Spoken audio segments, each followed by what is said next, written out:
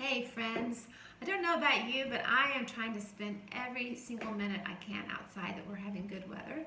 And things are blooming here in Greenville, South Carolina, which is very exciting. And when I was out the other day, I decided to explore and I discovered that I could actually do some painting or coloring with the plants that I found. So I've got some to show you today that worked well for me, but it'd be great to just take your child on a nature walk and just pick up anything that's interesting to them, and especially things that are colorful. If you can find dandelions, they work great. I did not have any of those handy, but I'll show you what I found. I got some rosemary, and I'm just going to take this rosemary and I am going to rub it on my paper. It makes beautiful, beautiful green color. I happen to have this cyclamen, which is super, super red, lots of color in there. When I take it and rub it, the red shows up really, really well. I also found this bright green creeping jenny, and that shows up great. And then these purple violets, they are awesome. If you can find purple violets, they make a really wonderful purple color. And you can also watch the color change as it dries and point that out to your child. One more is oregano,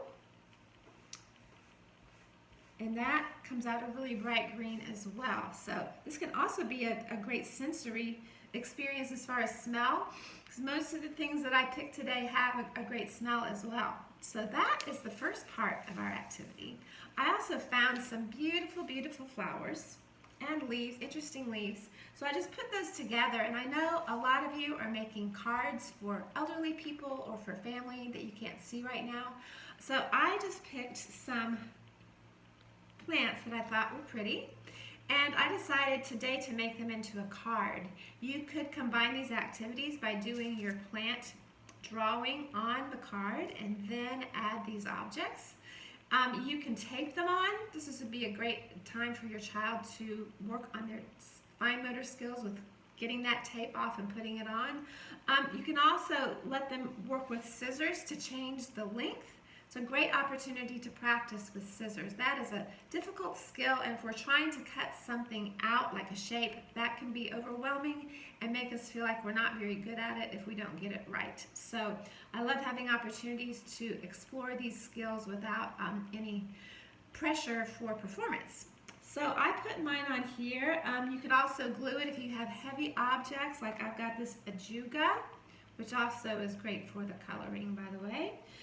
That's going to be kind of heavy, so I might want to really, really use a lot of glue stick or even wet glue and let it dry. And then it can make a beautiful card for someone, or a collage, a nature collage that you could hang up in your house. I have another spot that we're going to follow up with. We did some prints last week on foil, and I have some great ideas about how to paint and do prints with our nature things as well. So we'll see you back in a little bit.